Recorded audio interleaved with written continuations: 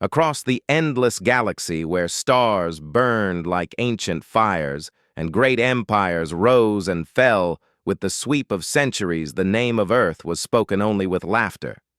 Once long ago, it had been a small blue planet, circling a sun, nothing more. Then a fragile world of humans, weak bodies, short lives, no great fleets, no great armies to defend them. And so the galaxy had judged them unworthy.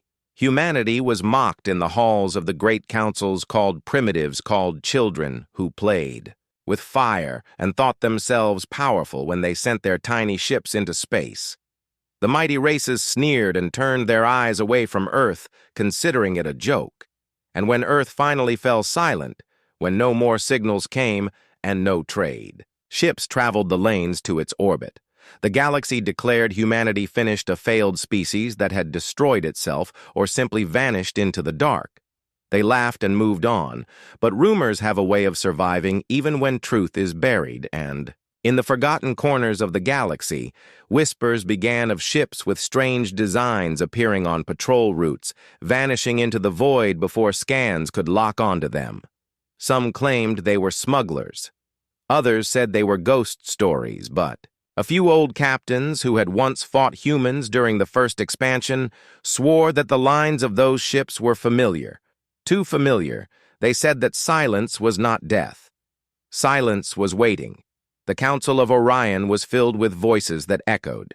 In a grand chamber carved into the heart of a moon, where leaders of 5 great empires gathered to debate the growing unrest, ambassadors of scaled reptilians, feathered avians, and the machine lords laughed as reports came in about shadow attacks. On border convoys, they dismissed the idea of humans as superstition.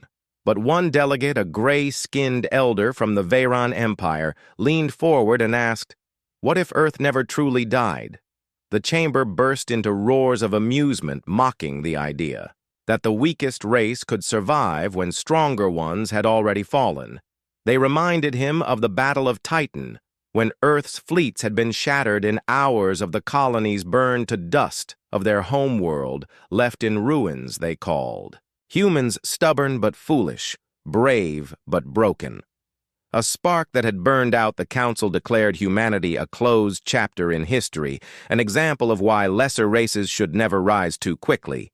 Yet while they laughed far away in the shadows of a dead system, a signal pulsed through the void, a rhythm too sharp to be random, too structured to be natural, hidden deep beneath the ruins of Mars where no scanners dared to look. Machines awakened after centuries-long slumber, colossal war engines, forgotten by the galaxy, slowly rising from the dust, their eyes glowing with cold fire, and deep within them, voices echoed not of defeat, but of vengeance. The humans who had survived had learned silence. They had learned patience. They had watched. The galaxy mocked them, watched enemies grow fat and arrogant, and they had built in secret away from eyes, away from scanners, waiting for the time when laughter would turn to screams. A freighter captain traveling through the Perseid run was the first to see it, a flicker on his sensors, a ship of design unknown, massive black hull marked with the faded symbol of Earth. It slid past him without firing, but when he jumped to the nearest station, his words poured out like fire. "The humans are back." He cried, "The humans are out there." No one believed him, of course. They mocked him, called him mad, drunk on space dust. But fear always finds a way to crawl beneath the laughter, and when another convoy vanished and when another patrol was found drifting, with hulls ripped apart, whispers began to spread faster than the Council could silence them. Still the galaxy laughed, telling themselves it was impossible that Earth was gone, that humans could never rise again.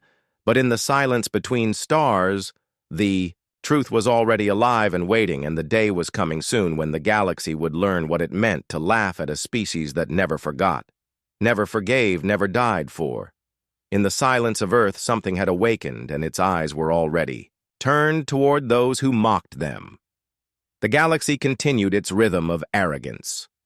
The council chambers still full of laughter, while border worlds kept reporting strange incidents that no one wanted to believe. Mining ships were disappearing, patrols were being cut down with surgical precision. Entire outposts were found stripped of their technology with no signs of battle. Only silence left behind. But the great empires waved their hands and declared it the work of pirates, for in their pride they refused to think that the humans had returned. Meanwhile, deep beneath the broken surface of Mars, the hidden forges of Earth thundered back to life. The ground shook as massive machines long buried in the red dust awakened their black steel. Frames carried scars of ancient wars, their cores pulsed with strange energy, a mix of human ingenuity and stolen alien designs over centuries. The survivors had watched quietly, scavenging from wrecks, studying the technology of the mighty empires that had once mocked them and slowly shaping it into something deadlier, something faster, something uniquely human. This was no longer the humanity the galaxy remembered. This was a force tempered by silence and hunger, sharpened by the memory of humiliation. A council meeting was called once more after a major fleet of the Sikaar. Dominion vanished while on patrol. Not a single distress signal was sent. Not a single survivor returned. Their warships had simply been erased from existence. The Sikaar ambassador slammed his claws onto the council table, demanding answers, screaming that it was an act of war. The machine lords laughed at the idea, claiming no one alive had the power to destroy an entire fleet so quickly. The avian representatives mocked the Sikaar for being weak, while the reptilian clans hissed insults across the chamber. But once again, the elder from the Veyron Empire spoke, his voice calm, his eyes filled with unease. He asked, "What if this is not pirates? What if this is not a rival empire? What if this is humanity returned?" His words were drowned in jeers. The council would not hear it. They believed humanity incapable. They saw humans as ashes, nothing more. But in the shadows, the laughter began to sound hollow because, deep down, even the most arrogant species remembered the truth that humans had always fought harder than logic allowed. On a distant colony world, children played near the ports when the sky suddenly darkened. A massive shadow moved above the clouds, silent and vast. The colony's defenses activated alarms, wailed. But before a shot could be fired, the shadow vanished into the void, leaving only a single message burned across every screen.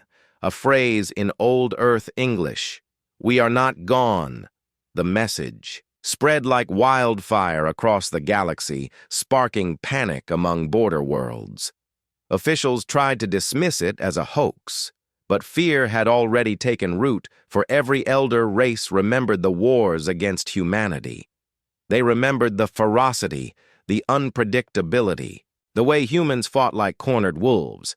And they asked themselves a terrifying question: if humanity had truly been silent for centuries, then what had they been building in that silence? Back in the hidden command chambers beneath Mars, a man stood tall before a war table, maps of the galaxy glowing before him, his face weathered, his eyes cold. He was a general of the forgotten. He had never seen Earth before its fall, but he carried its memory in his bloodline. His voice echoed through the chamber as he spoke to the silent gathering of commanders. "The galaxy has forgotten us," he said, "but they will remember soon. They laugh because they think we are broken, but we have been sharpening our blade in the dark, and when it cuts, they will tremble." His words were met not with cheers but with silence. Every man and woman in that room knew what was coming. The bloodiest war the galaxy had ever seen. Meanwhile, traders moving between systems began spreading fresh tales of encounters. Black ships appearing without warning, convoys disappearing entire moons, stripped of resources. The stories traveled faster than truth could be buried, and even the proud council began to whisper in private chambers. If humanity truly returned, how could they be stopped? One avian commander admitted in secret to his peers, "If they survived silence, then perhaps they are no longer human as we knew them. Perhaps they are something worse." But no one dared say it aloud, not in the great halls, not in public, because to speak it aloud was to give fear a voice, and fear was already beginning to crack the arrogance of the mighty. And so the galaxy stood at the edge of something vast and terrible. The empires laughed a little less. The commanders slept a little less. The border worlds prayed a little more, all while the black fleets of Earth grew larger and stronger, hidden in the void, waiting for the perfect moment. And when that moment came, laughter would no longer fill the council chambers. But silence, and silence was the weapon humanity had perfected. The first true sign that the galaxy's arrogance was breaking came at the rim colonies of the avian dominion, where proud towers of crystal and light touched the sky. The world had never known war, only trade and music filling its great plazas. Then one night, the stars themselves seemed to shift. A fleet appeared on the edge of the system, black hulls gleaming with no insignia, their shapes both alien and familiar, built with curves. Not seen in centuries, the colony's defense ships rose, quickly confident in their strength. Yet as they closed distance, their sensors filled with static. Their weapons froze and their engines flickered. The last transmission the colony broadcasted across the Dominion was a broken cry the humans have. Returned after that, the planet went dark. Every system shut down. No survivors reported, only silence left behind. And when scouts dared approach, they found the towers crumbled, the skies burned, and written across the ruins was a single phrase carved into the stone walls: "Remember Earth."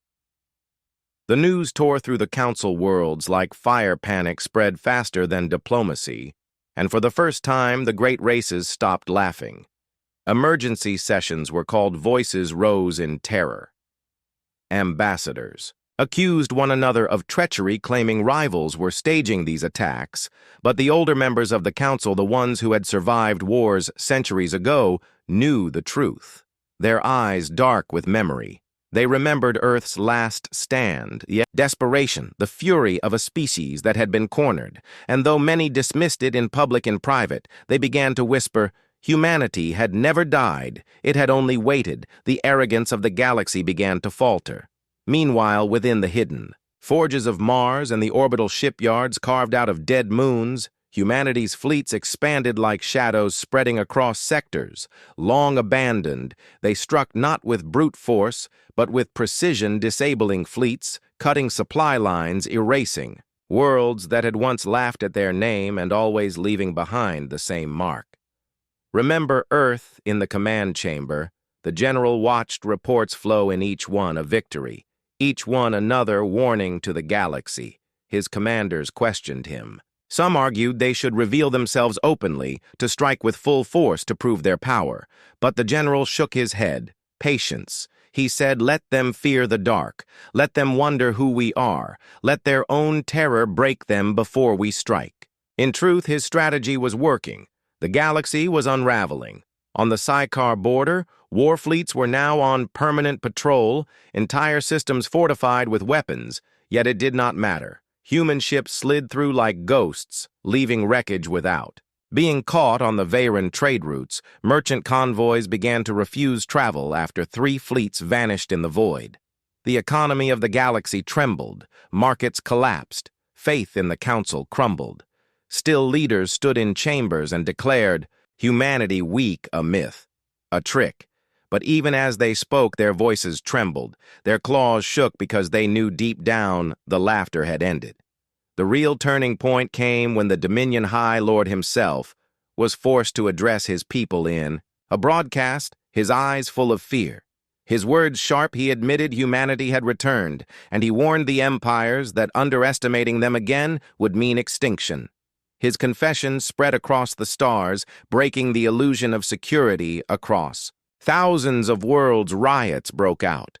Colonies demanded protection, soldiers mutinied, and for the first time the arrogant galaxy felt what Earth had felt long ago, helplessness. In the shadows, the humans were watching, waiting even among themselves. There was debate. Some questioned if vengeance was enough, if survival was truly built on blood, but the general knew the truth. Humanity had not been silent for revenge alone. They had been silent because the galaxy had given them no choice. Silence had been their prison, but also their weapon. And now that weapon was unleashed, and there would be no stopping it. The humans had built ships faster than any known drive weapons fused from alien technology and human rage tactics. No machine could predict, and no beast could counter. They had become something new, something the galaxy was not prepared to face. A single phrase spread now across the council halls, whispered with dread by diplomats and warriors alike: the bloodiest war is coming. And none knew how to stop it. None except perhaps the humans themselves, who alone held the choice of when to strike and how much blood would stain the stars, for while the galaxy trembled in fear, the general stood in his chamber, his hand resting on the glowing map of stars, his voice steady as he whispered to himself, "They mocked us once they thought us broken, but soon they will understand. Silence was never weakness. It was the sharpening of the blade, and now that blade is ready to cut." The void itself seemed to listen as the black fleets gathered their engines quiet. Their weapons armed their crews hardened by centuries of waiting in every shadowed corner of the galaxy. Whispers grew louder. Some prayed for mercy, others for victory. But all knew one truth: humanity had returned, and their silence was over. The council worlds were no longer the same halls of laughter and mockery they once had been. Instead, fear clung to every meeting, every whispered word, every hurried vote. The great chamber that once echoed with prideful boasts now shook with silence, broken only by trembling speeches and desperate arguments. Leaders who had once ridiculed humanity now argued bitterly about how to defend themselves. Some wanted to build larger fleets, others pushed for peace treaties with rivals, and still others demanded the extermination of the human shadow fleets. Yet no one truly knew how to fight them because no one had seen them clearly. They struck like ghosts, disappearing. Before they could be tracked, their ships did not appear on scanners. Their weapons cut through shields that were supposed to be invincible. It was not war. It was a hunt, and the galaxy was prey. The High Lord of the Dominions summoned the emergency. Assembly. His voice hoarse as he spoke, the words many had dreaded. "Humanity has returned," he declared, "and their vengeance is upon us." Many leaders shouted in disbelief, demanding proof. He answered with one chilling broadcast, the recording of the last colony to fall, the screams. The static, the final words. "Humans have returned," echoed through the chamber. Every leader fell into silence. They knew it was no longer a myth. Humanity was back, and they were burning the galaxy piece by piece. But even as panic consumed the council, some races still clung to arrogance. The Seacar warlords laughed in defiance, declaring no shadow fleet could break their fortresses. They assembled their war machines by the thousands, their carriers armed with weapons. Capable of destroying moons, they broadcast a challenge across the stars, daring humanity to strike them. The galaxy watched with anticipation, believing perhaps the Seacar's strength would finally halt the terror. Yet what followed only deepened. The fear for humanity came not with massive fleets, but with silence. On the night of the Seacar festival of blood skies filled with fire, human ships cut through defenses with precision. Their weapons bypassed shields, disabling fleets in seconds. The warlords who had mocked them screamed for reinforcements, but their signals were drowned by static within hours. The mighty fortresses crumbled one by one, their grand armies slaughtered without a single human voice, broadcasted to gloat when it was over. The system was dark. Every station, every ship, every palace gone, and across the ruins written in scorched fire was the same haunting mark. "Remember Earth." This strike shattered the last illusions of safety across the galaxy. The message was clear. No fortress, no fleet, no empire could stand against the humans they had studied every enemy weakness, every arrogant assumption, and turned it into a weapon. Panic became chaos. Riots erupted on colony worlds. Leaders were assassinated in public as citizens blamed them for ignoring the warnings. Some empires even turned on each other, accusing rivals of secretly aiding humanity. Civil wars erupted, and the galaxy bled before the humans even revealed their faces. Meanwhile, hidden deep, Within the black forges of Mars, the human general observed every broadcast. Every crumbling empire, his officers celebrated each victory. But his face remained stone cold, for he knew this was only the beginning. Vengeance had not yet reached its peak. He remembered the day Earth had burned, when alien laughter filled the skies, when children cried beneath falling fire, when the council worlds dismissed humanity as weak. He remembered that humiliation, that silence forced upon his people, and he swore it would never happen again. Now the galaxy would know that silence had been the greatest weapon humanity ever forged. But even as the humans advanced, questions rose among their own people. Some whispered if this path was justice or destruction. Some feared they were becoming monsters more than saviors. Yet the general silenced all doubts with one truth. The galaxy had chosen this war centuries ago. Humanity was only answering it now. Across the stars, dread became religion. Some prayed to old gods to protect them. Others built shrines begging humanity for mercy. Still others began to worship the humans as divine executioners. Legends grew that Earth's people had risen from the ashes of hell itself, forged into beings no longer mortal. Fleets called them the Revenants, the cursed ones who had conquered death and returned for blood. Whether truth or myth did not matter, the galaxy believed, and that belief broke them more than any weapon could. The bloodiest war was not yet fully begun, but the seeds had been planted. Humanity was no longer the mocked, forgotten species. They were the storm waiting beyond the stars, the shadow every empire feared, and as the general stood before the fleet map glowing with systems marked, the galaxy had entered a new age. One not of peace or unity, but of raw terror wherever the humans struck. Silence followed fleets, vanished, colonies burned, and the mocking voices of the council worlds that once laughed at Earth had fallen into quiet fear. Yet the humans themselves were never seen, only their shadows, their weapons, and the messages left behind, messages that carried no threats, no demands, only reminders of Earth's fall, written in fire on the husks of destroyed cities. Remember, Earth. These two words were more powerful than any fleet, because they carried with them the weight of forgotten betrayal. The council worlds had not simply defeated humanity in the past. They had humiliated them, reduced them to ashes, and mocked. Their cries the galaxy had laughed together, and now those same voices trembled in the dark. The High Council tried desperately to keep order, but their meetings dissolved into chaos. Every leader shouted accusations. Some believed rivals had secretly allied with humanity. Others argued that the humans had found forbidden technology long thought lost to history. The reality was more terrifying. No one knew the truth, and the unknown was what made humanity so dangerous. Their attacks were unpredictable. They never followed patterns. They did not conquer worlds in neat order. Instead, they struck at random, crippling trade routes, toppling fuel depots, cutting off empires from within. It was not war. It was strangulation. In the middle of this chaos, one voice rose from the council chambers. Admiral Krail of the Varix Dominion, a species once famous for their cold logic, he demanded that the galaxy unite under one war command to face the human threat.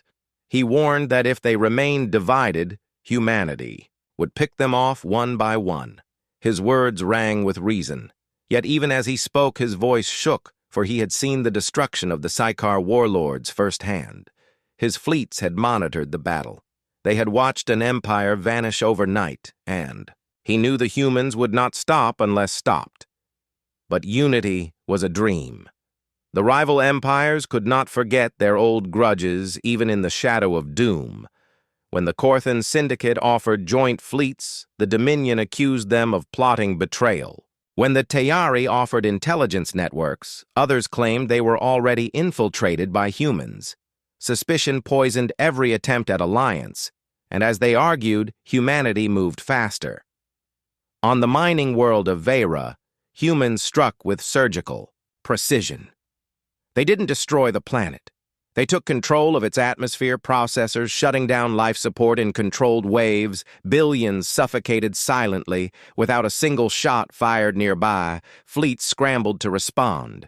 But by the time they arrived, the humans were gone, leaving only the chilling reminder carved into the core processor. Remember Earth.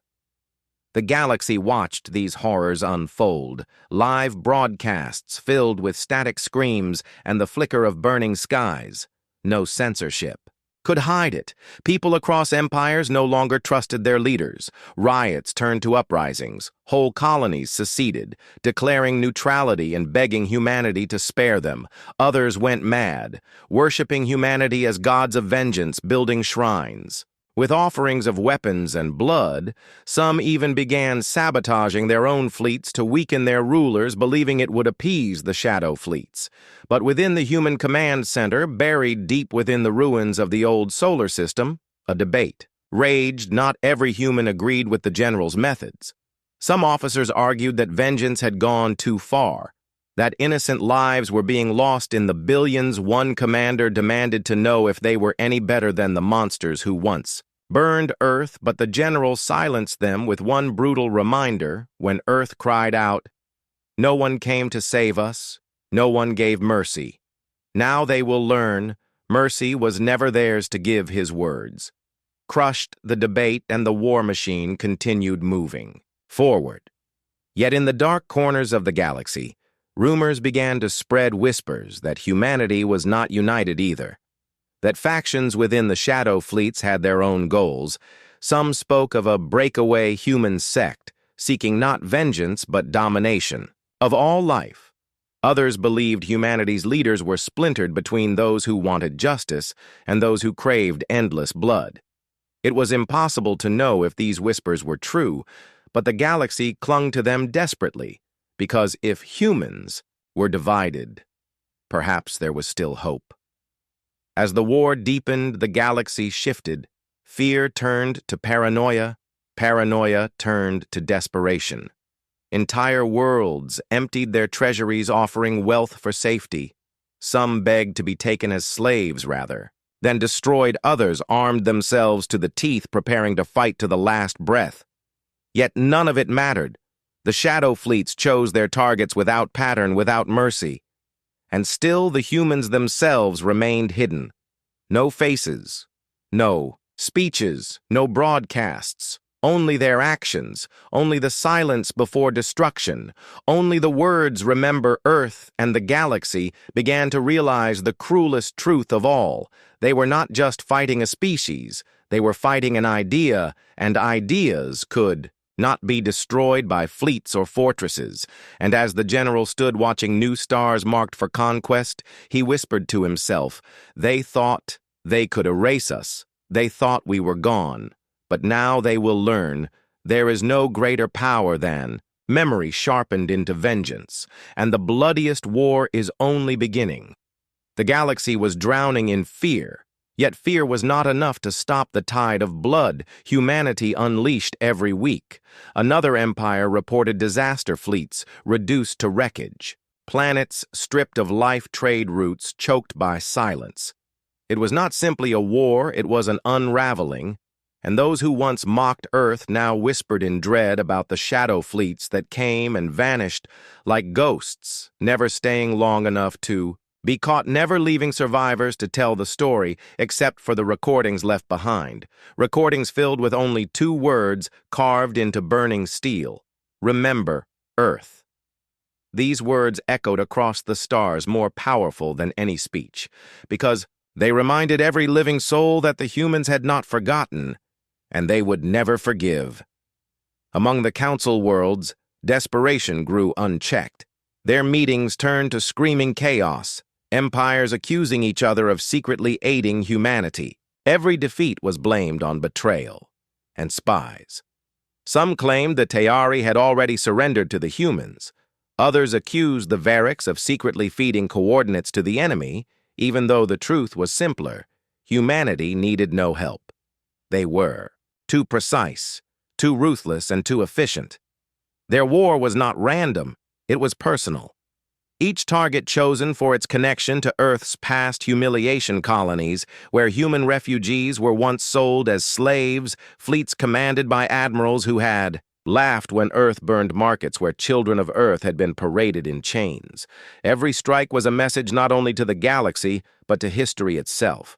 But the galaxy was not only collapsing under human vengeance, it was collapsing from within. Ordinary citizens across worlds no longer trusted their rulers. Riots shook capitals. Crowds screamed at their leaders demanding protection that could not be given. Some colonies declared neutrality, offering prayers to humanity, begging to be spared. Others turned violent, attacking government outposts and sabotaging fleets in hopes of gaining favor with the humans. And in some places, a new horror emerged. Cults of remembrance. Entire movements dedicated to worshiping humanity not as survivors. But as divine judges, these cults spread faster than armies fueled by fear and despair. They carried images of Earth burning and chanted that the judgment had come. Meanwhile, the humans themselves were not without conflict in the hidden command centers. Carved into the hollowed ruins of the solar system debates, erupted commanders who had lived through Earth's fall argued for total annihilation of every empire. Burn their worlds as ours was burned. Leave no voice alive to laugh again. But others, younger officers born after the destruction, hesitated. They asked if billions of innocents deserved to suffer for the crimes of rulers they had never chosen. One captain said quietly, "If we destroy them all, then we become what they once were. Monsters, without mercy, but the general who led them silenced the room, his voice hard as iron when Earth begged. No one listened when Earth burned. No one wept. Now they will learn that mercy is the lie of the strong, and vengeance is the truth of the broken still." Beneath his iron words, cracks began to form. Because not all humans followed the general's command, splinter groups emerged within the shadow fleets. Some whispered that their goal was not justice, but conquest. Others believed that humanity could forge a new empire stronger than any before, not of remembrance, but of domination. These whispers reached even the galaxy's ears, spreading hope that perhaps humanity was not a single united enemy. Perhaps they could be divided and defeated, but the truth remained uncertain. In the void, near the twin stars of Orval, the galaxy's first attempt at resistance was born. Admiral Krail of the Varix gathered fleets from a dozen empires. Desperate ships cobbled together into a fragile alliance. He declared that if they stood divided, they would be erased one by one. But if they stood together, they might have a chance. His words inspired some, but deep down he knew their weakness. The humans were not only stronger, they were faster, smarter, and above all, they fought with a fury that no machine could measure. Still, Krail set his trap. He stationed his fleets along the Orval corridor, a passage of space all believed the humans would strike, and when they came, he swore the galaxy would fight back. But the humans did not come, not to the trap, not to the corridor. Instead, they struck 3 sectors away, vaporizing fuel depots.